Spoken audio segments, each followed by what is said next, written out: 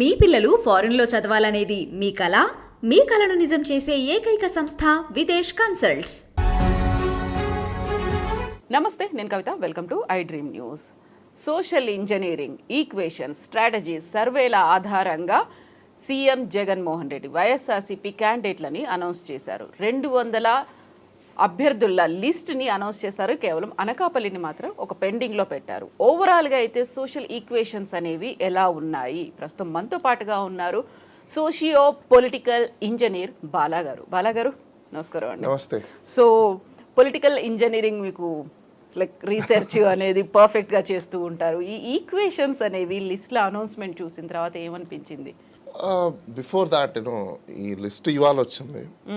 List కంటే ముందే part of social engineering and political సైన్స్లో we conducted an election survey. India హిస్టరీలో for the first time జనరల్గా అందరికీ ఏం తెలుసు, ఫోరెన్సిక్ అంటేనే ఒక క్రైమ్కి సంబంధించిందో, కోర్టుకి సంబంధించిందో, లేకపోతే సమ్ లీగల్కి సంబంధించిన ఆస్పెక్ట్ అని అనుకుంటారు. బట్ చాలామందికి తెలియని అంశం ఏంటంటే ఫోరెన్సిక్ అనేది it is a deep analysis of fact finding. అంటే నిజాలని చాలా డీప్గా అనలైజ్ చేసి ట్రూత్ని బయటకు తీయడం. సో మేము సర్వేలు చాలామంది చేస్తారు. మేము కండక్ట్ చేసిన సర్వే ఫోరెన్సిక్ సెలక్షన్ సర్వే అని పేరు పెట్టి అదే పనిగా దానికి ఒక టైటిలింగ్ ఇచ్చి ఆ సర్వేని చేసాం. ఈ సర్వే దేని మీద బేస్ చేసామంటే బేసికల్గా పాలిటిక్స్ అంటే ఏంటి, జస్ట్ 3 letters అంతే. People, litigation, management. It's not big rocket science. పబ్లిక్కి ఉన్న లిటిగేషన్స్ అంటే ఇష్యూస్, గవర్నమెంట్ ఇన్స్టిట్యూట్ నుంచి సిటిజన్స్కి, పబ్లిక్కి వాళ్ళకి కావాల్సిన డెలివరీస్ ఏవైతే ఉంటాయో, గవర్నెన్స్ డెలివరీ కావచ్చు, లేకపోతే వెలిఫేర్ డెలివరీస్ కావచ్చు, ఇవి ప్రాపర్గా అందుతున్నాయా లేదా అని చెక్ చేయడానికి పబ్లిక్లో నుంచి ఒక రిప్రజెంటేటివ్ని మనం అపాయింట్ చేస్తాం. ఇతని పని ఏంటి, ప్రజలకి ఏవైతే ఇష్యూస్ ఉన్నాయో, లిటిగేషన్స్ ఉన్నాయో, ప్రాబ్లమ్స్ ఉన్నాయో వాటిని అడ్రస్ చేసి గవర్నమెంట్ త్రూ చేయించడం మాత్రమే ఇతని పని. అంతే. ఎమ్మెల్యే కానీ ఎంపీ కానీ చేయాల్సింది. ఎమ్మెల్యే ఎంపీలు కూడా చట్టాలు చేస్తారు, అది different story. But main role ఏంటి వీళ్ళది, పీపుల్కి ఉన్న లిటిగేషన్స్ని మేనేజ్ చేయడం మాత్రమే. People, litigation, management. This are politics, 3 words. ఇది ఎక్కడ చేస్తారు? సమాజంలో ఉన్న కుటుంబాల్లో ఉన్న వ్యక్తులు, ఈ వ్యక్తులే మనకు ఓటర్స్. అసలు ఈ కుటుంబాలు ఏంటి, కుటుంబ వ్యవస్థ ఏంటి, సమాజం ఏంటి, మనుషులు ఏంటి, మనుషులకు మెయిన్ ఇంపాక్ట్ ఏంటి, ఆంథ్రపాలజీ అండ్ సైకాలజీ. అంటే ఎవరికైనా, అది జంతువుకైనా మనిషికైనా, సైకాలజీ, ఆంథ్రపాలజీ లేని ఏమీ నడవదు. ఎలక్షన్ ప్రచారంలో కూడా మీరు చూడండి, వాళ్ళకి మెప్పించే విధంగా ప్రచారం చేయాలి, వాళ్ళకి ఇష్టం వచ్చే విధంగా ప్రొపగండాస్ చేయాలి, ప్రజలకి ఏం కావాలో ఆ కంటెంట్ రాయాలి. మీడియా ఛానళ్ళు కూడా ప్రజలు ఏం కోరుకుంటున్నారో మేము అదే వడ్డిస్తాము. అంటే ఇవన్నీ ఏంటి, వాళ్ళ సైకలాజికల్గా తగ్గట్టుగానే వాళ్ళకి ఏం కావాలనో దాన్ని మనము డెలివరీ చేయడమే బేసికల్గా డెమోక్రసీ యొక్క ప్రిన్సిపల్. లార్జర్ రిజల్టే మనకు ప్రివైల్స్. అంటే లార్జర్ ఇంట్రెస్ట్ డెమోక్రసీలో people at large their interest is a prevails to us. మనకు అది ప్రివైల్ అవుతుంది. ఆ బేసిస్లో మేము ప్రతి మనిషి ఏమనుకుంటున్నారో, తన జీవితం ఏంటి, సమాజం ఏంటి, కుటుంబం ఏంటి, కుటుంబ వ్యవస్థలు ఎలా ఉన్నాయి, దీని మీద కంప్లీట్గా పాలిటిక్స్ ఏ విధంగా రన్ చేస్తున్నారు, గత 70 సంవత్సరాలు ఏ విధంగా ఉన్నాయి అనే ఆస్పెక్ట్లో మేము ఒక కొత్త తరహాగా ఒక సర్వే చేయడం జరిగింది. 2023 ఎలక్షన్స్, మనకు తెలంగాణ ఎలక్షన్స్లో కూడా సేమ్ ఫోరెన్సిక్ ఎలక్షన్ సర్వే చేసాం. యాజ్ ఇట్ ఈజ్ మేము చేసిన వరకు 99% అక్యురేట్గానే రిజల్ట్ కూడా వచ్చాయి. కాంగ్రెస్ పార్టీనే గవర్నమెంట్ ఫామ్ చేయడం కూడా జరిగింది. మేము ఏ విధంగా చేస్తామంటే దీంట్లో మీ యొక్క మైండ్ సెట్ మీద, మీ ఎక్స్పెక్టేషన్స్ మీద, మీ యొక్క మూడ్ మీద, మీ యొక్క నీడ్ ఆఫ్ అవర్ మీద, మీ యొక్క ఫ్యూచర్ లైఫ్ మీద, మీ యొక్క ఎక్స్పెక్టేషన్ ఆఫ్ డెమోక్రసీ ఏం కోరుకుంటున్నారు, ఎలాంటి డెలివరీస్ మీరు వెల్ఫేర్ కావాలనుకుంటున్నారా, గవర్నెన్స్ కావాలనుకుంటున్నారా, ఈ ఆల్ ఆస్పెక్ట్స్ మీద చాలామంది సర్వేస్ ఎలా చేస్తారంటే మీకు ఆన్లైన్లోనో, ఫేస్బుక్లోనో, ట్విట్టర్లోనో, లేకపోతే కొన్ని యాప్స్ తీసుకొని వాళ్ళ ఒక యాప్స్ డిజైన్ చేసుకొని, ట్యాబ్ తీసుకొని, మొబైల్ తీసుకొని బయట మార్కెట్లకు పంపించి కెమెరా పెట్టి ఒక పోల్ లాగా కండక్ట్ చేయడం. ఇది ఒక కైండ్ ఆఫ్ సర్వే. ఇది ట్రెడిషనల్గా వస్తుంది. దీనివల్ల మనకి ఏమొస్తుంది, డేటా వస్తుంది. కానీ డేటా వల్ల ఏం చేసుకుంటాం, డేటా మైనింగ్ చేస్తాం, ఏదో అనలైజ్ చేసి రిపోర్ట్ ఇస్తాం అంతే. కానీ ట్రూత్ ఎక్కడి నుంచి బయటకు వస్తుంది? సో మేమేం చేస్తామంటే మా దగ్గర కొన్ని టీమ్స్ ఉన్నాయి. ఈ టీమ్స్ అన్నీ అఫ్ కోర్స్ నేను మీకు అందరు పబ్లిక్లో ఉన్న టీమ్స్ ఏవి కూడా ఆ ట్రేడ్ సీక్రెట్ కాబట్టి రివీల్ చేయట్లేదు నేను. వీళ్ళందరూ పబ్లిక్లోనే ఉంటారు. మీకు తెలియకుండానే మేము మిమ్మల్ని సర్వే చేస్తాం. ఎలా సర్వే చేస్తామంటే అది మీతో డిస్కషన్లోనే ఉంటుంది. కానీ మాకు ఎక్కడెక్కడ ఏమేమి పాయింట్స్ కావాలో ఆ పాయింట్స్ మేము రిసీవ్ చేసుకుంటాం. దాన్ని బేస్ చేసుకునే మీ మూడ్ ఎలా ఉంది, మైండ్ ఎలా ఉంది, నీడ్ ఆఫ్ ద అవర్ మీరు ఏం కోరుకుంటున్నారు, ఎలాంటి పొలిటీషియన్ మీరు కావాలనుకుంటున్నారు, ప్రజెంట్ ఉన్న పొలిటీషియన్స్లలో మీరు ఎవరికి ఎక్కువగా ఇంపార్టెన్స్ ఇస్తున్నారు, మీరు ఎవరు ఎక్కువ పొలిటీషియన్ కానీ పార్టీకి కానీ సింపతి చూపిస్తున్నారు అని దాని మీద మేము టెస్ట్ చేస్తాం. చేసి ఇచ్చిన సర్వేలో వైసీపీ అండ్ టీడీపీ కూటమి రెండు పక్కన పెట్టి మేము సర్వే చేసినప్పుడు వైసీపీకి అయితే 118 నుంచి 138 నియర్ బై వచ్చే అవకాశాలు ఉన్నాయని చెప్పి రిపోర్ట్ ఇవ్వడం జరిగింది. అదేవిధంగా టీడీపీ కూడా ఆల్మోస్ట్ మీకు 37+ వచ్చే అవకాశాలు ఉన్నాయని చెప్పేసి అని రిపోర్ట్ ఇవ్వడం జరిగింది. ఇంకా కొన్ని డిఫర్డ్ స్థానాలు కూడా ఉన్నాయి. అంటే ఏ స్థానాల్లో డిఫర్డ్ ఉంటాయి, ఒక 20 వైసీపీకి, ఒక 25 to 26 ఆ రేంజ్లో టీడీపీకి, ఇలా డిఫర్డ్ స్థానాలు కూడా ఉన్నాయి. టఫ్ కాంపిటీషన్, చాలా కీన్ కంటెస్టింగ్ నడిచే అవకాశాలు కూడా ఉంటాయి. ఎక్కువ మెజారిటీలు వచ్చే అవకాశాలు కూడా ఉండవు ఈసారి. చాలా మైన్యూర్ మెజారిటీతోనే, ఎందుకంటే ఓట్లన్నీ బాగా స్ప్లిట్ అయి ఉన్నాయి. చాలా మంది ఏమనుకుంటున్నారంటే యాంటీ ఇన్కంబెన్సీ ఉంది కాబట్టే ఈసారి అపోజిషన్ పార్టీలు గెలిచేస్తున్నాయి, అందరూ చాలామంది కూటమిలు గడుతున్నారు కాబట్టి నో, అందరు రాంగ్. ఇక్కడ అందరికి తెలియని విషయం అంటే చెప్పిన మీకు, యాంటీ ఇన్కంబెన్సీ ఓటు 2019లోనే ఉంది. 2019లో యాంటీ ఇన్కంబెన్సీ ఉంది కాబట్టి టీడీపీకి ఆ మాత్రం ఓట్ షేర్ ఉంది, అంత ఓట్ పడింది. అది యాంటీ ఇన్కంబెన్సీ కాదు. యాంటీ ఇన్కంబెన్సీ 40% ఉన్న వాళ్ళందరూ ఇప్పుడు ఏమైపోయింది, యాంటీ ఇన్కంబెన్సీ ఉన్న ఓట్లలో స్ప్లిట్ అయ్యాయి. ఇప్పుడు అది గమనించట్లేదు. అవి డివైడ్ అయిపోయాయి. టీడీపీకి ఉన్న పార్టీకి ఉన్న సాలిడ్ ఓట్ బ్యాంక్ ఏదైతే ఉందో ఆ ఓట్ బ్యాంక్ స్ప్లిట్ అయ్యింది. వీళ్ళు ఏమనుకుంటున్నారు, చాలా మంది పొలిటీషియన్స్ కానీ, లేకపోతే అపోజిషన్ పార్టీస్ కానీ, కొత్త పార్టీస్ కానీ, మీడియా హౌసెస్ కానీ, లేకపోతే ఏజెన్సీస్ కానీ, కొంతమంది సోషల్ మీడియా ఇన్ఫ్లుయెన్సర్స్ కావచ్చు, ఇంపాక్టర్స్ కావచ్చు, వీళ్ళందరూ అనుకునేది ఏంటి అంటే లైక్ అనుకోండి థింక్ ట్యాంకర్స్ కావచ్చు, లేకపోతే మేధావులు అనొచ్చు, లేకపోతే సంఘ సంస్కర్తలు కావచ్చు. ఈ మధ్యకాలంలో కొంతమంది వచ్చేస్తున్నారు, రకరకాల భాషలు వేషధారణలో వేసుకొని వచ్చేస్తున్నారు. వాళ్ళు కూడా మేము కూడా ఏదో చేస్తున్నాం. వాళ్ళు టీవీల ముందర కూర్చున్నంత మాత్రాన రాదు. నేను కూడా టీవీ ముందర కూర్చుంటాను, కానీ గ్రౌండ్లోకి వెళ్ళి మనము అసలు ఏం జరుగుతుందని తెలియాలి. అది తెలుసుకోకుండా మాట్లాడే వాళ్ళు చాలా మంది ఉన్నారు. ఇన్పుట్ తీసుకుంటే 10 మంది జర్నలిస్టులు ఇస్తారు, 10 మంది అక్కడ ఉన్న యాక్టివిస్టులు ఇస్తారు. But what is your experience? ఈ ఎక్స్పీరియన్స్ లేకుండా చేసే వాళ్ళు చాలా మంది ఉన్నారు. ఆ ఎక్స్పీరియన్స్ లేక చాలా మంది ఏమనుకుంటున్నారంటే మీడియాలో వచ్చే కంటెంటో లేకపోతే పబ్లిక్ పేపర్లలో వచ్చే కంటెంట్నో బేస్ చేసుకొని రిలయింగ్ అవుతున్నారు. రియాలిటీ ఏంటంటే మీకు ఇక్కడ ఏదైతే 40% 2019లో వైసీపీకి ఉన్నిందో అదంతా టీడీపీ పార్టీకి ఏదైతే ఓట్స్ పడి ఉన్నాయో ఆ ఓట్ బ్యాంకే ఇప్పుడు డివైడ్ అయిపోయింది, స్ప్లిట్ అయిపోయింది. వైసీపీ ఓట్ బ్యాంక్ స్టాండర్డ్గా ఉన్న సాలిడ్ ఓట్ బ్యాంక్ ఏమవలా. ఎందుకంటే వీళ్ళు బెనిఫిషరీస్ ఉన్నారు, సింపథైజర్స్ ఉన్నారు. At the same time welfares delivery తీసుకునే సిస్టంలో కావచ్చు, లేకపోతే ఇంకా కొన్ని కారణాల చేత కొంతమంది ఇప్పటికీ కూడా రాయల్గా కంటిన్యూ అయ్యేవాళ్ళు కావచ్చు. ఇది కంటిన్యూ పోతుంది. వాళ్ళ ఓట్ బ్యాంక్ ఒక చోట ఉండిపోయింది. లైక్ యూనో మీకు ఓట్ బ్యాంక్ అనుకోవచ్చు మనము. డూమ్స్డే బ్యాంక్ అని ఒకటి ఉంది, అక్కడ సీడ్స్ని ప్రిజర్వ్ చేస్తారు. అదే విధంగా ఇది వైస్ డే బ్యాంక్ అనాలి మనము. వైస్ డే బ్యాంక్ ఎందుకంటే అంటే లైక్ ఇప్పుడు వైసీపీ కాబట్టి వైస్ డే బ్యాంక్లో ఆ బ్యాంక్లో వాళ్ళ ఓట్ బ్యాంక్ అలానే సేవ్ అయింది. ఈ ఓట్ బ్యాంక్ సాలిడ్గా ఉన్నప్పుడు కావాల్సిన మార్జిన్ ఎంత, మీకు ఎన్ని కూటమిలు అయినా కూడా మీకు 100కి డివైడెడ్ బై 3 చేస్తే 33.33% వస్తుంది. మళ్ళీ యాడ్ చేశారనుకోండి మీరు 99.9 వస్తుంది, 99 వస్తుంది, 1 మిగిలిపోతుంది. ఈ 1 అనేది మీకు డిసైడింగ్ ఫ్యాక్టర్ ఎవరికి వెళ్తుంది అని చెప్పేసి అని. ఈ 1 అనేది ఇప్పుడు ఏంటంటే ఎవరెవరైతే వెలిఫేర్స్ లేకపోతే ఇంకోటి ఉంటారో వీళ్ళు 0.5%, 1%, 2%, 3% తీసుకోవచ్చు. 0.5% వరకు ఉందనుకోండి వాళ్ళు మళ్ళీ గెలిచేస్తారు.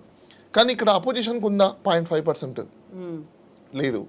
ఈ బీసీ పోలరైజేషన్స్ అనే దాంట్లో డివైడ్ అయిపోయారు. యాదవులు ఒకవైపు, లేకపోతే ఇంకా కొన్ని క్యాస్ట్లు ఒకవైపు. బీసీ స్ప్లిట్ అయింది. కార్పొరేషన్స్ పెట్టడం వాళ్ళ మూలాన కావచ్చు, లేకపోతే రకరకాలుగా ఈ మధ్యకాలంలో సంఘాలు మారిపోయాయి, కొత్త పార్టీలు వచ్చాయి. ప్రతి పార్టీలకి కనీసం ఒక 500 ఓట్లు ఉంటున్నాయి, ఒక లీడర్కి కనీసం ఒక 500 ఓట్లు ఉంటున్నాయి. ఈసారి నామినేషన్స్ ఇస్తుంటే నామినేషన్ వాళ్ళకి కూడా ప్రతి ఒక్కరికి కనీసం 100 ఓట్లు ఉంటాయి. ఇలా మీకు గెలవాలన్న ప్లేస్లో స్మాల్ ఓట్స్తో మీకు రన్నర్లో మిగిలిపోయారనుకోండి ఏమవుతుంది, విన్నర్ లాస్ అవుతారు. సో ఇలాంటి స్థానాలలో మీరు తీసుకుంటే కనీసం ఎట్లా లేదంటే కూడా 10 లక్షల ఓట్లు డిఫర్డ్ ఉన్నాయి స్టేట్లో. 10 lakhs votes it's not a joke. వాళ్ళని సైలెంట్ ఓటర్స్ అనాలా ఎలా ఉంటుంది? వీళ్ళకి స్పెక్టేటర్స్ అని చెప్పాలి మనము. ఇవన్నీ స్పెక్టేటర్స్ ఓటర్సే. ఇది ఎప్పుడు ఎట్లా ఏ విధంగా మాడతారనేది మనం చెప్పలేము. అయితే 2 విధాలుగా ఉంటాయి ఇక్కడ. ప్రజెంట్ సొసైటీ ఎలా ఉంది, సోషల్ డెమోక్రసీ ఎలా ఉంది, నీడ్ ఆఫ్ దవర్ ఏంటి, ఇవన్నీ పబ్లిక్ చూసుకుంటారు ఈ ఓటర్స్ అంతా కూడా. అంటే సో కాల్డ్ మీడియాలో వచ్చే వాళ్ళందరూ మాట్లాడితే కరెక్ట్, వాళ్ళు మాట్లాడితేనే మొత్తం ఇంపాక్ట్ అవుతుంది అనుకోవడం అది కలలో మాట. ఎందుకంటే ఈరోజు 14 సంవత్సరాలు దాటిపోయిన తర్వాత 10th క్లాస్ పిల్లలు మొన్న ఎగ్జామ్ రాసే వాళ్ళే పేరెంట్స్ మాటినట్లేదు. నువ్వు చెప్పేది నాకేంటి అని రివర్స్లో క్వశ్చన్స్ వేస్తున్నారు. తల్లిదండ్రుల మాట వినకున్న పరిస్థితి ఉంది. అలాంటిది సొసైటీలో వాళ్ళు ఇన్ఫ్లుయెన్స్ మాట వింటారా? ఇన్ఫ్లుయెన్స్ అవుతున్నారేమో కానీ బట్ వాళ్ళని ప్రివైల్ అయ్యి వీళ్ళు కంటిన్యూషన్ చేస్తున్నారు ఇంపాక్ట్ ఎంత కాలం ఉంటుంది అనేది కూడా జస్ట్ ఫర్ వైల్. ఆ వీడియో చూసినంత కాలమో, పేపర్ ఇంపాక్ట్ ఉన్నంత కాలమో దాన్ని ట్రావెల్ చేస్తుంది తప్ప not for entire journey. So ఈ సోషల్ జర్నీ చేసేటప్పుడు మీకు కొన్ని మాకు కూడా చాలా అన్ఎక్స్పెక్టెడ్ థింగ్స్ మాకు తెలిసాయి సొసైటీలో. మేము షాకింగ్ అయ్యాం. ఏం షాకింగ్ అంటే అసలు సొసైటీలో మీకు కైండ్నెస్ కానీ డీడ్స్ కానీ గుడ్ డీడ్స్ కానీ లేవు. ఒక ఎంపతి అనేది కూడా ఎంపతి లేదు, సింపతి లేదు. మోర్ స్పెసిఫిక్గా తెలుగు స్టేట్లో ఆంధ్రప్రదేశ్లో మనీస్ రూలింగ్. ఆంధ్రప్రదేశ్లో moneys ruling. There is no kindness, there is no goodness, there is no peace and tranquillity. Scared. ఎందుకో తెలుసా మీకు? మిస్ఇన్ఫర్మేషన్ అండ్ డిస్ఇన్ఫర్మేషన్ వల్ల.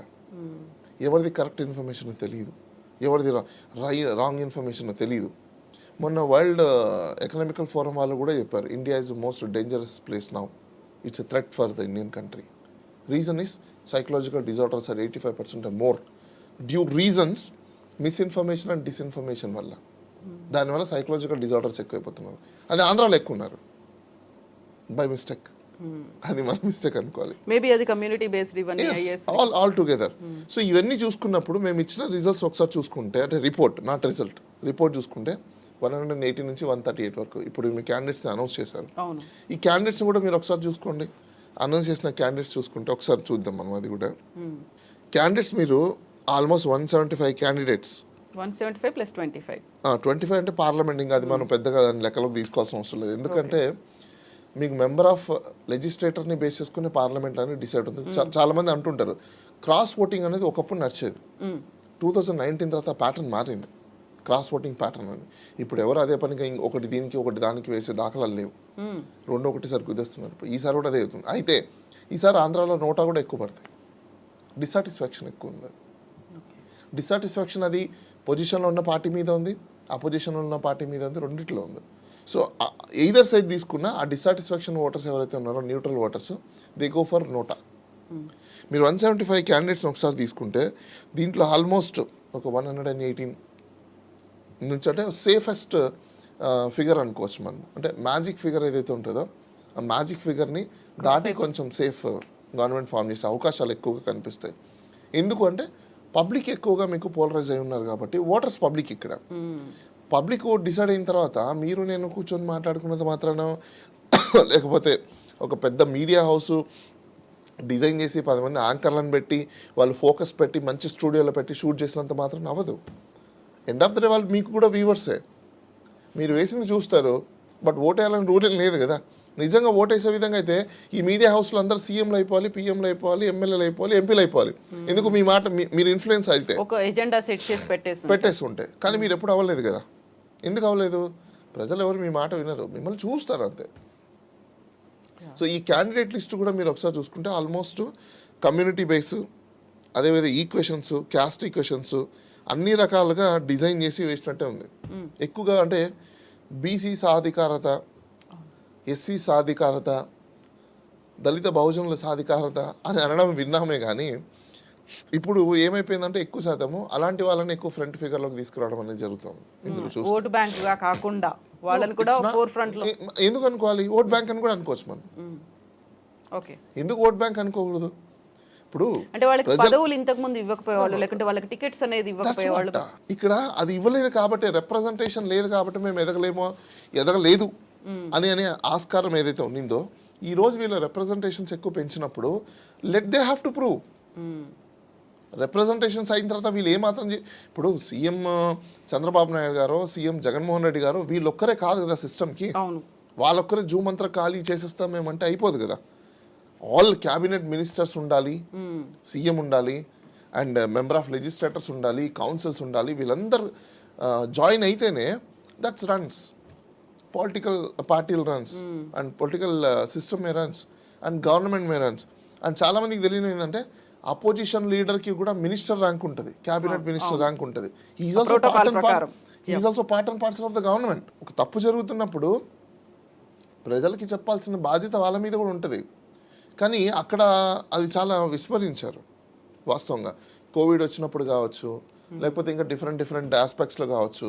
అంటే ఏమనుకుంటున్నారో అవన్నీ మర్చిపోతారు ప్రజలు. No, this time people are not casting the vote. This time casting only money and as well as demography. ఇప్పుడు మీరు చేసిన ఈ సర్వే ఉంది, ఫోరెన్సిక్ సర్వే అనేది ముందు చేశారు మీరు.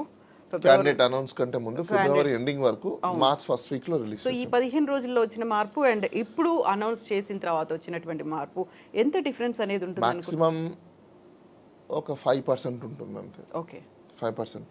సో 5% అంటే ఇప్పుడు మాకు ఉన్న వాటికి లెక్కల్లో ప్లస్ ఆర్ మైనస్ ఎంత తీసుకున్నా ఓట్ బ్యాంక్ 5% తీసుకుంటే అంటే ప్రతి బూత్ లో మీకు ఒక 50, 100, 150, 200 ఓట్లు బూత్ వైజ్. అంటే 200 బూత్స్ ఉంటాయి, 200+ అలా ఉంటాయి, 150 ఉంటాయి. ప్రతి బూత్లో తీసుకున్నాక మీకు 2000 ఓట్లు, 2500 ఓట్లు అలా చేంజెస్ ఉంటాయి. దానివల్ల గెలవచ్చు, ఓడచ్చు, రెండు ఉన్నాయి. ఓకే, అండ్ ఇప్పుడు పొత్తులు కూడా ఖరారు కాలేదు అప్పటికంటే. పొత్తుకు సంబంధించి సీట్ల పంపకాలు కూడా ఖరారు కాలేదు మీరు ఫిబ్రవరి ఎండింగ్లో చేసిన దానికి. సో ఇప్పుడు మనం కన్సిడర్ చేయాల్సింది సీట్ల అనౌన్స్మెంట్ ఉంది, దాంతో పాటుగా దాంట్లో సోషల్ ఈక్వేషన్స్ అనేవి ఉన్నాయి, పొత్తులు, సీట్ల పంపకాలు, ఇవన్నిటిని కన్సిడర్ చేసిన. అసలు కవిత గారు, నేను మీకు విషయం చెప్తాను. అసలు పొత్తుల వల్ల ఆంధ్రప్రదేశ్కి ఎటువంటి ఇంపాక్ట్ లేదండి. ఇది మనం అందరం గమనించాలి. ఎందుకు లేదు అంటే వాళ్ళు పొత్తులు పెట్టుకుంటే ప్రజలకు ఏం అవసరం? ఎవరితో పొత్తు పెట్టుకున్నారు? ఇక్కడ కొంచెం బలం ఉంది, ఇక్కడ కొంచెం ఉంది, ఇక్కడ కొంచెం ఉంది, ఇవన్నీ కలిపి బలం వస్తుంది అనుకుంటున్నారు కదా. కాదా, గ్యారంటీగా ఓటేయాలని రూల్ ఏమైనా ఉందా? నేను నీకేస్తాను, నువ్వు నాకు నచ్చనుండి తీసుకొచ్చి మీ ఇంట్లో పెట్టుకున్నప్పుడు మళ్ళీ నీకెందుకు నేను వేస్తా? Simple concept. ఇప్పుడు చాలా సింపుల్ అండి, ఎక్కువ రాకెట్ సైన్స్ లేదు. మీ బంధువులలో మీరు ఒక ఫంక్షన్కి వెళ్ళారు, నచ్చని వ్యక్తి ఆ ఫంక్షన్కి వస్తే మీరు అక్కడ ఫంక్షన్లో ఉంటారా, ఉండరా? చెప్పండి, ఉంటారా, ఉండరా? లేదు, ఉన్నా కానీ మాట్లాడను నేను, సైలెంట్ గా అయిపోతాను, పక్కకి వెళ్ళిపోతాను నేను. ఎందుకని? అది సైకాలజీ అంతే, ఇంకేనా కంటిన్యూ అవ్వాలని నాకు లేదు అక్కడ. దట్స్ ఇట్, అంతే. ఓటర్ కూడా మనిషే కదా, అదే కదా ఫార్ములా అక్కడ కూడా. అతను కూడా అక్కడ సైకాలజీనే కదా. నాకు నచ్చలేదు బాస్, ఎందుకు నచ్చలేదు అంటే నువ్వు వేరే వాడితో టైప్ అయ్యావు, వాడి వల్ల నేను నీకయ్యాను. నువ్వు సింగిల్గా ఉంటే నీకేసేవాడిని. నువ్వు సింగిల్గా ఎగ్జాంపుల్ మన జనసేన పార్టీ ఉంది, జనసేనగా రాయల్గా కొంతమంది ఓట్స్ ఉంటారు, నువ్వు ఉంటే నీకేస్తాం, నువ్వు లేవు కదా. లేనప్పుడు ఏం చేయాలి? నువ్వు చెప్పినోడికి వేయాలంటే మేమెందుకు వేయాలి? ఏం అవసరం ఉంది నాకు? నేను నిన్ను చూసేద్దాం అనుకున్నాను కానీ నువ్వే లేనప్పుడు నేను పక్కన వేయాల్సిన అవసరం ఏంటి? నేను ఏనంటాడు. ఇది ఓటర్ మైండ్ సెట్. ఈ ఓటర్ మైండ్ సెట్ని పోలరైజ్ చేయాల్సింది ఎవరు? ఆ పార్టీకి సంబంధించిన లీడర్స్. ఎంత అని పోలరైజ్ చేస్తాడు? ఒకరోజు చేయలేడు కదా, ఓడదనేది అవ్వదు కదా. It takes time. ఇప్పటికి పార్టీ పెట్టి 10 years అవుతుంది. 10 yearsలో ఏం చేశారు? ఒక పొలిటికల్ పార్టీ పెట్టినప్పుడు మీరు కంటెస్ట్ చేసుకుంటూ అలయన్స్లో వెళ్తూ ఉండాలి. That's how you have to run the political party. Not like as a social society. If you run like a social society, why you want a political party? Why you call for the political party? Fun of it. Political system ne fun చేయడం తప్ప ఇంకేం లేదు. So కాబట్టి మీకు ఈ alliance వల్ల ఏదైనా జరుగుతుంది, అయిపోతుంది, మిరాకిల్స్ అయిపోతాయి అనుకుంటే కంప్లీట్లీ ఇంపాక్ట్ అస్సలు ఉండదు. నన్ను అడిగితే it's nothing but pool to the people, making the fool. ఇప్పుడు ఉమ్మడి మేనిఫెస్టోలు అనుకుంటున్నారు, లేకుంటే ఉమ్మడిగా కలిసి పనిచేయాలనుకుంటున్నారు. ఒక అభ్యర్థిని అక్కడ ఏ పార్టీ పెట్టినా కానీ అందరూ దానికి సపోర్ట్ చేయాలి, కార్యకర్తలు, క్యాడరు, లీడర్లు అందరూ సపోర్ట్ చేయాలి. ఇవన్నీ అనుకున్నప్పుడు ఇప్పుడున్నటువంటి హార్డ్లీ ఒక 1 month టైం అనుకుంటే that is not going to work out. లేదు. You tell me one thing, you said something for me that's bad, and again what you doing? దాన్ని ఏదో మళ్ళీ ప్యాచప్ చేసే ప్రయత్నం చేసినప్పుడు అప్పుడు నేను మిమ్మల్ని అడగనా? అరే boss, you only said that's a bad and you're doing the same thing. Can I believe you then? Can I trust you? Can I follow you? What is your answer? నిజమే.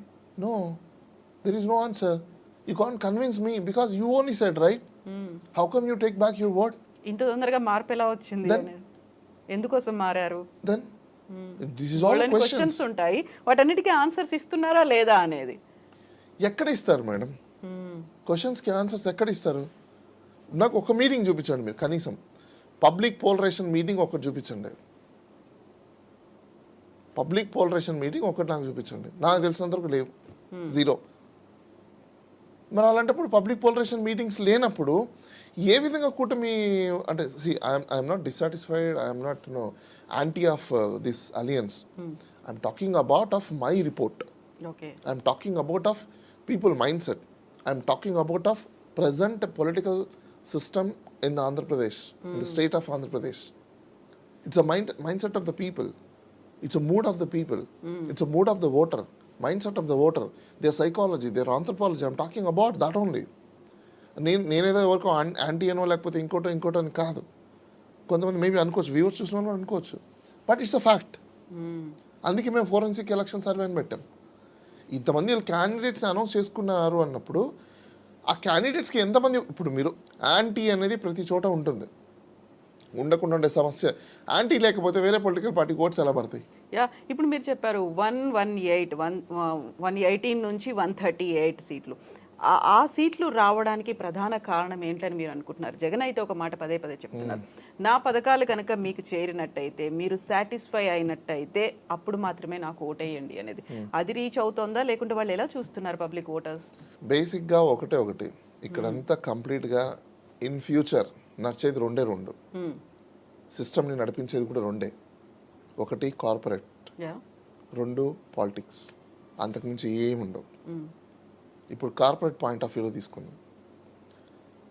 ఆంధ్రప్రదేశ్లో గతంతో పోల్చుకున్నప్పుడు ఇప్పటికీ సిస్టమాటిక్ సొసైటీలో ఏం run అవుతుంది, political సొసైటీలో ఏం run అవుతుంది, ఇవి పబ్లిక్ ఏ విధంగా చేరుతున్నాయి. వెల్ఫేర్ ఒక సైడ్ చూసుకోవాలి, ఫెసిలిటీస్ ఎమ్యూనిటీస్ ఒక సైడ్ చూసుకోవాలి, అండ్ డెవలప్మెంట్ అనేది ఒక సైడ్ చూసుకోవాలి. ఆంధ్రప్రదేశ్లో డెవలప్మెంట్ అనే పాయింట్కి తీసుకున్నప్పుడు ఎంతమంది, ఎన్ని ఓటర్స్, దెన్ వెల్ఫేర్ అనేసరికి ఎంతమంది బెనిఫిషియరీ, ఎన్ని ఓటర్స్, దెన్ తర్వాత మిడిల్గా ఉన్నవాళ్ళు. అటు వెల్ఫేర్ని ఇటు డెవలప్మెంట్ని మిడిల్గా చూసే ఐస్ ఏవైతే ఉంటాయో వాళ్ళలో స్ప్లిట్టింగ్స్ ఉంటాయి. ఈ స్ప్లిట్టింగ్స్ ఉన్న వాళ్ళు ఏదో అటు సైడా ఏదో ఇటు సైడా, వాళ్ళు యూత్ ఏం కాదండి, న్యూట్రల్ ఓట్స్ అనుకోండి, వాళ్ళు ఎటు సైడ్.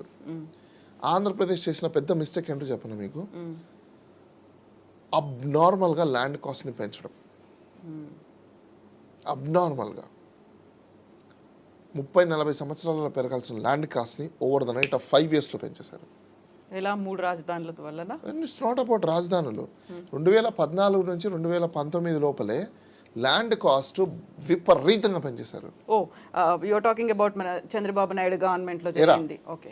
ఆ ల్యాండ్ కాస్ట్ పెరిగిపోవడం వల్ల ఆంధ్రప్రదేశ్కి ఈరోజు లక్షల కోట్ల రూపాయల నష్టం.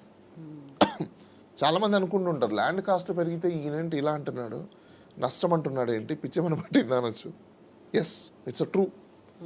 ల్యాండ్ కాస్ట్ పెరిగిపోవడం వల్లనే small size of democratic tickets ఏవైతే ఉన్నాయో వాళ్ళు ఈరోజు పొటెన్షియల్గా ఇన్వెస్ట్ చేయలేకపోతున్నారు. సో వాళ్ళ అమౌంట్ అంతా ఏమైపోయింది, స్టక్ అయిపోయింది. నెంబర్స్ చూసుకున్నప్పుడు ఏమైపోతుంది, డ్రాస్టిక్ డౌన్ అయిపోతుంది. మీకు ఎప్పుడైనా క్యాష్ ట్రాన్సిట్ జరిగితేనే సొసైటీ డెవలప్ అవుతుంది తప్ప ఎక్స్చేంజ్ జరగకుండా హోల్డ్ అయిపోతే ఏమైపోతుంది? Simple logic. ఒక బాటిల్లో మీరు వాటర్ని సాగ్నేట్ చేస్తే ఏమవుతుంది, సాచురేట్ అయిపోతే ఏమైపోతుంది, ఆ వాటర్ మొత్తం మడ్ అయిపోయి వేస్ట్ అయిపోయి త్రో చేసేయాలి. Same thing is happening. ఈ డేంజరస్ అసలు అది. ల్యాండ్ ₹1,00,00,000 పెడితే మీకు ఈరోజు ఆంధ్రప్రదేశ్లో మీకు ఇల్లు రావట్లేదు. అమరావతి జోన్ ఏదైనా తీసుకోండి, నాట్ ఓన్లీ అమరావతి, చుట్టుపక్కల ఎక్కడైనా తీసుకోండి, గజం ₹15,000 మేడం. అక్కడ శాలరీస్ ఎంత minimum? Private employees, common employees ఎవరిదైనా తీసుకోండి, నాట్ మోర్ దెన్ ₹15,000. ఎప్పటికీ కొనాలి అతను, ఎన్ని ఇయర్స్కి కొనాలి? కాస్ట్ ఆఫ్ లివింగ్ ఎక్స్పెన్సెస్ ఎక్కువైపోయాయి. ఎందుకు ఎక్కువైపోయాయి? Unavailability of producers. దాని బొటానికల్ ప్రొడ్యూసర్స్ ఏంటి, న్యాచురల్ ప్రొడ్యూసర్స్ అక్కడ ఆగ్రోకి సంబంధించిన ప్రొడక్ట్స్, వాటి మీద కాన్సన్ట్రేషన్ అయిపోయింది. మొత్తం రియల్ ఎస్టేట్ గా కన్వర్ట్ Yes, అయిపోయిన మొత్తం తర్వాత రియల్ ఎస్టేట్ కన్వర్షన్. ఇంకా అలాంటప్పుడు నువ్వు మొత్తం ఇంపోర్ట్ మీద ఆధారపడినప్పుడు, నీ దగ్గర ప్రొడ్యూసర్స్ లేనప్పుడు నువ్వు ఇక కాస్ట్ పెంచకుండా ఎలా ఉంటుంది? పెంచాల్సిందే. ఏది డైలీ ఎక్స్పెన్సెస్ ఏవైతే ఉన్నాయో, ప్రొవిజన్స్ ఎక్స్పెన్సెస్ పెరిగిపోయాయి. రీజన్ ఏంటి? ప్రొడ్యూసర్స్ లేకపోవడం వల్ల. కన్జంప్షన్ ఉంది, బట్ దానికి తగ్గట్టుగా ప్రొడ్యూసర్స్ లేవు. ఇందుకు ల్యాండ్ కాస్ట్ పెరిగిపోవడం వల్ల, దీనివల్ల మీకు ఎవరెవరైతే ఇన్వెస్ట్ చేస్తున్నారో ఈ ఇన్వెస్టర్స్ అందరూ స్ట్రక్ అయిపోయారు, బ్యాంక్ కరప్ట్స్ అయిపోయారు, ఎన్పిఎల్ అయిపోయారు. ఇదంతా ఎవరినైతే మీద పడుతుంది? మళ్ళీ పబ్లిక్ మీద పడుతుంది. పబ్లిక్ అది అర్థం చేసుకోవట్లేదు. ఇంట్రెస్ట్ రేట్లు తగ్గించేస్తారు. ఏది ఎఫ్డి ఇంట్రెస్ట్ రేట్లు, లోన్ ఇంట్రెస్ట్ రేట్లు పెంచేస్తారు. లోన్స్ మీద వచ్చే ఇంట్రెస్ట్ రేట్లు బ్యాంక్ ఏమవుతుంది? ఇన్కమ్ అవుతుంది. ఆ ఇన్కమ్ వాళ్ళకు ప్రాఫిట్. ఎన్పిఎల్ అయ్యానుకోండి, దానికి కంపెన్సేట్ చేయడం కోసమే మీ దగ్గర నుంచి డబ్బులు ఇంట్రెస్ట్ రేట్ని పెంచుతున్నారు. మీ కష్టజీతం మళ్ళీ అటేపోతుంది. బెనిఫిట్ పొందింది ఎవరు? సో కాల్డ్ కొంతమంది కార్పొరేట్స్. లాస్ అయింది ఎవరు? Majority people. సో దీనివల్ల రియల్ ఎస్టేట్ పెరిగితే స్టేట్ పెరుగుతుంది అని అనుకోవడం మాత్రం మూర్ఖత్వం. రియల్ ఎస్టేట్ కాదు పెరగాల్సింది, డొమెస్టిక్ లైఫ్ పెరగాలి, పొటెన్షియల్ అవ్వాలి, డెమోగ్రఫీ పెరగాలి, అండ్ డెమోక్రటిక్ లైఫ్ స్ట్రెంత్ అవ్వాలి. ఇవన్నీ జగన్ చేయగలిగాడా? కార్పొరేట్లకు వెళ్ళాల్సిన మనీ ఏదైతే ఉందో ఈ రోజు ఆ లక్షల కోట్ల రూపాయలు రూట్ అవడం వల్ల కామన్ మ్యాన్ లైఫ్ ఇప్పుడు కొంచెం స్ట్రెంత్ అయింది అనుకోవచ్చు. మనం ఓకే, బేసిక్గా కొంచెం ఈ స్ట్రెంత్ అని అవడం వల్ల ఏమవుతుందంటే మీకు స్పెండింగ్ కెపాసిటీ పెరుగుతుంది. సొసైటీలో ఎప్పుడైతే స్పెండింగ్ కెపాసిటీ పెరుగుతుందో, ఈ స్పెండింగ్ కెపాసిటీ పెరిగినప్పుడు చాలా సింపుల్ ఫార్ములా. ఓలా ఊబర్ వచ్చినప్పుడు అందరూ ఏమనుకున్నారు? చాలా తక్కువ ధరలో వస్తే బాగుంటుందని హ్యాబిచ్యువేట్ అయ్యారు. ఇప్పుడు ఓవర్ ద టైం అది మైగ్రేట్ అయింది. సో మైగ్రేట్ అవ్వాలంటే ఫస్ట్ ఏం అవ్వాలి? వాళ్ళకి ఇంట్రెస్ట్ని క్రియేట్ చేయాలి. సో ఇప్పుడు అది ఇంట్రెస్ట్ క్రియేట్ అయింది. In future it becomes an revenue. ఎందుకంటే వాళ్ళు రొటేషన్ జరుగుతుంది, ట్యాక్సెస్ వస్తాయి, ఆ ట్యాక్సెస్ ద్వారా ఇన్కమ్ వస్తుంది, ఇన్కమ్ ద్వారా మళ్ళీ సబ్సిడీస్కి కావచ్చు, సర్క్యులేషన్స్కి కావచ్చు, ఇవన్నీ డిస్ట్రిబ్యూషన్స్ పాయింట్స్ నడుస్తుంటాయి. కరప్షన్ లేదంటారా? ప్రతి గవర్నమెంట్లో కరప్షన్ కామన్గా ఉంటుంది. కరప్షన్ అనేది బై డిఫాల్ట్. ఎందుకంటే ఈ కామన్ మ్యాన్ సిటిజన్ చదువుకున్న తర్వాతనే ఎగ్జామ్ రాసి గవర్నమెంట్లోకి వెళ్తాడు కదా. మనమే కదా మళ్ళీ అక్కడ వెళ్ళి కూర్చొని పని చేస్తున్నాము. So you change first of all as a citizen. Change your mindset. Go there and sit there, work there in a proper manner as per the rule of law. Then deliver the services to the citizen. Then see the government. అలా చేయకుండా అక్కడ వెళ్ళిన తర్వాత మనమే corrupt చేసి system corrupt అయిపోయిందంటే how come? For your interest, for your needs మీరు చేసిన మిస్టేక్స్ని మళ్ళీ పబ్లిక్ మీదనో పొలిటీషియన్ మీదనే వేస్తాం. సో ఈ రోజు అనౌన్స్ చేసినటువంటి టికెట్లు ఇవన్నీ చూసిన తర్వాత, సో ఇప్పటికీ కూడా you still stick to that 118 నుంచి 138 అనేది వైఎస్ఆర్సీపీకి? డెఫినెట్లీ అటు ఇటు మ్యాచెస్ ఉంటాయి madam. And throwing the challenge ఇప్పుడు ప్రతిపక్షాలకి ఎలా చూస్తున్నారు? My survey is very simple. I am not to challenge anyone. Okay, People are very intelligent. I just received some opinions from the people. No Their నేను mindset. Jagan YSRCP challenge చేస్తుందా ప్రతిపక్షాలని?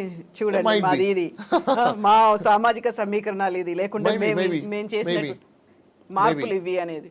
Maybe ఎందుకంటే మీరు proper social engineering చేయకుండా, proper demography స్టడీని చేయకుండా, people mind సెట్ని study చేయకుండా మీరు politics చేయాలని అనుకుంటే ఇట్స్ అ కళ్ళ మాట.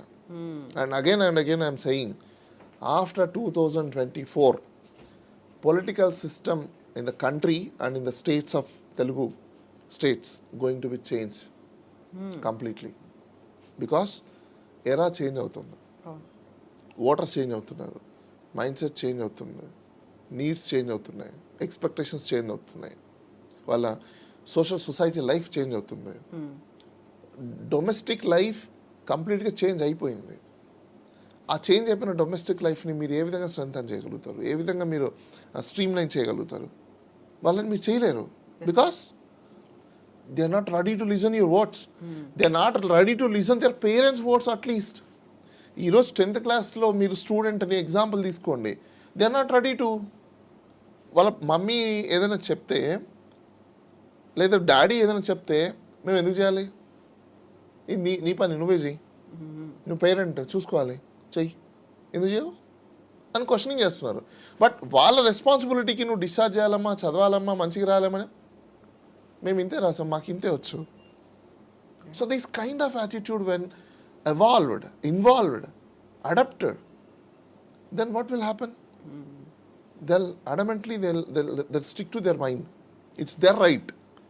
సో అలాంటి ఓట్ బ్యాంక్ రేపు క్రియేట్ అవుతుంది. ఎప్పుడు నౌ కమింగ్ టు 2024 తర్వాత అలాంటి ఓట్ బ్యాంక్ వస్తుంది. ఈ వచ్చే ఓట్ బ్యాంక్ అంతా రేపు 2029 ఎలా ఉంటుంది? అన్ని యార్కర్ బాల్సే ఉంటాయి. క్రికెట్లో 6 బాల్స్లో మీకు ఒకటి ఫుల్ టాస్, ఒకటి యార్కర్, ఒకటి లెఫ్ట్ స్వింగ్, ఒకటి రైట్ స్వింగ్, ఒకటి స్ట్రైట్, ఇలాంటివి ఉండవు. ఇంకా అన్ని యార్కర్సే. ఎందుకంటే ఓట్ బ్యాంక్ అలా తయారవుతుంది. అలాంటి ఓట్ బ్యాంక్ వస్తుంది. వాళ్ళని అడ్రస్ చేయాలి. డెఫినెట్గా అడ్రస్ చేయాలి. ఒకప్పుడు ఉన్న సిస్టమ్ వేరు, ఇప్పుడు ఉన్న ఒక సిస్టమ్ వేరు. ఇప్పుడు ప్రతి ఒక్కరు కూడా మినిమం ఎడ్యుకేషన్ చేసుకుంటున్నారు, మినిమం ఎడ్యుకేట్ అవుతున్నారు. Basic education in the sense study కాదు, నాలెడ్జ్ పరంగా, సొసైటీ లైఫ్ పరంగా ఎడ్యుకేట్ అవుతున్నారు. They're seeing the society, they're seeing the people, they're seeing the politicians, they're seeing the government employees. Now information and contents very near to the people. Yes. So I'm very strict on my survey. I don't want to deviate. అంటే బాలగారు మీరు ఇప్పుడు కొత్తగా వచ్చాయి కదా, మరి మారిపోతుందేమో, మారుతుందేమో అంటే maybe అందుకే అంటున్నాను కొంచెం పర్సెంటేజ్ మారచ్చేమో, కానీ ఫుల్ ఫ్లెడ్జ్డ్ కాదు. 5 to 10%. దాంట్లో విన్నింగ్ రేషియో ఇద్దరికి ఉన్నాయి. ఆ 5 to 10% వచ్చే ఓట్లలో అది 5,000 కావచ్చు, 2,000 కావచ్చు, 1,000 కావచ్చు, ఎయిదర్ సైడ్ ఉంది అది. నేను అందుకే చెప్తున్నాను, ఎయిదర్ సైడ్ విన్నింగ్ రేషియోస్ అయితే ఉన్నాయి. కానీ గెలిచే మ్యాజిక్ ఫిగర్స్ ఉన్నాయి అని అనుకుంటే ఇట్స్ డౌట్. ఎవరి వైపు ఉంది అది? అది కూటమి వైపు. గెలిచే మ్యాజిక్ ఫిగర్ అనేది కూటమి వైపు ఉంది అనుకుని doubt. So who is going to be the winner? Most probably వైసీపీకి ఎక్కువ ఛాన్సెస్ ఉన్నాయి, మోస్ట్ ప్రాబబ్లీ. సో బాలా గారు, మళ్ళీ లేటెస్ట్ డెవలప్మెంట్స్, హ్యాపెనింగ్స్, వీటన్నిటి మీద మళ్ళీ మనం ఇంకోసారి పెట్టుకుందాం. Thank you so much Bala గారు. నమస్తే. Thank you.